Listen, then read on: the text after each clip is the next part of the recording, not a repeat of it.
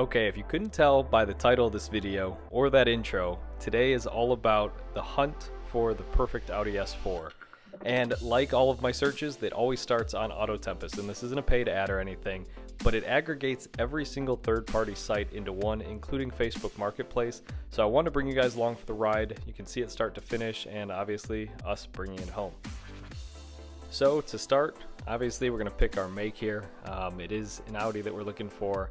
And at the time I was kind of still debating between an S4, S8 to figure out what was out there, but did end on an S4. So that is what we're going to search for here.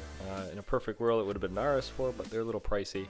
I'm going to search nationwide, but I'm also going to do an advanced search, so just kind of open this up. I am only looking for, I guess it's a B8, so 2013 to 2015. I'm going to put that in here. And then I'm not looking really for anything over 110,000 miles, and I really want a blue exterior. Sepang, I think is how you pronounce it. Blue is one of my favorite colors, and as I did this search, it obviously was one of the first two that popped up, so I actually didn't have to go to any other sites, but this one was really local to me for 17.7, which is a little high, but you know, it was marketed as a great deal, so I went to cars.com, took a look at it. And it does seem to check a lot of the boxes. You know, it's an auto, which has the DSG Transmission, so it wasn't a stick, but everything else really fit the bill here.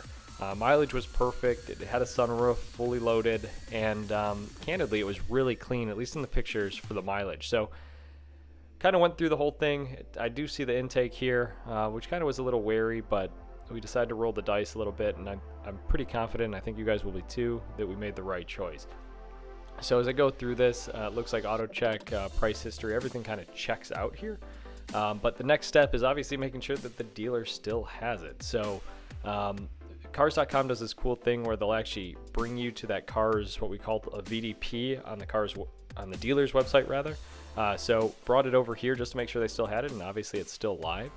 So yeah, I think the next steps, obviously if this all checks out, is call them up and go check it out. So as I mentioned, it is Sepang Blue Pearl Effect, and that is the color we're looking for. So let's go see what this thing's all about.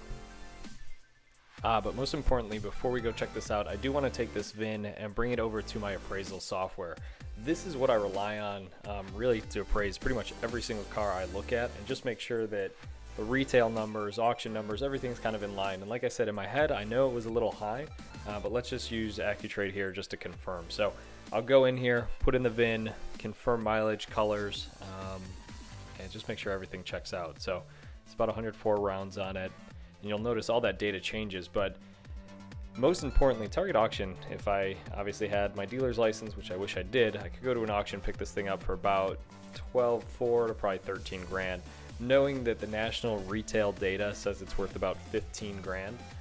So I'm willing to probably pay maybe 15.5, 16 for this car. Go a little high on it because it is local, but everything checks out here. So next steps, I guess, are going to the store. We made the 45-minute drive out to Naperville just to check this thing out, and it is kind of funny being a Ford store, seeing a blue Audi in front of it, but this thing is really clean. As I do the walk around, I'm really noticing there's no scratches, no dents, tires look good, wheels look good, and it's really not needing much from a cosmetic standpoint. You know, there may be some things here and there, but this is my first walk around of it, and I tell you what, I'm glad I could share it with you, YouTube, because it is as clean as the photos made it to be, which is rarely the case, but good thing trusting dealers still exist out there. So as I walk around, like I said, nothing too crazy stands out. Maybe the front grille, look at that plastic, make sure that it's all good. But going into the interior, you're going to notice there are no rips, no smells, no stains, and it does have a sunroof, which is a plus. So after we test drove it, I think we're giving it the green light to go purchase. Now, like any dealer, even though we have friends in this world, I did have to sit here for a few hours, so sat at the desk, kind of stared at the keys. It does come with 2 keys, which was kind of a plus. Went through finance, and we were on the road. That's good. I did bring my dad along, so he got to drive this thing home, and here's us leaving the Ford dealership. He's already getting after it. It makes some awesome sounds, which is cool, and I think somewhere along the ride here, we'll show you that. But I was able to grab a few clips of us driving home, which was kind of nice. This is kind of the end of the Ford property, so I decided to pick it back up on the expressway coming home. And it really just looked great in the sun, so I tried to capture it a few different times. And I'll shut up here so you can actually hear it rip.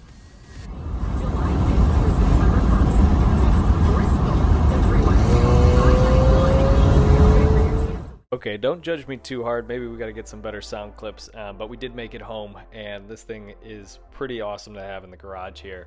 Seeing it under these lights, kind of can inspect it a little bit more thoroughly, but it drove home perfectly. There were no complaints. It doesn't smell, burn any oil, which is kind of nice, because it's always kind of a risk when you're getting to these higher mileage German cars, actually for any high mileage car for that matter. But as we walk around in this light, you guys can see that color really does seem to change depending on the light. It's even different from what it looked like outside the dealership, so it's kind of neat.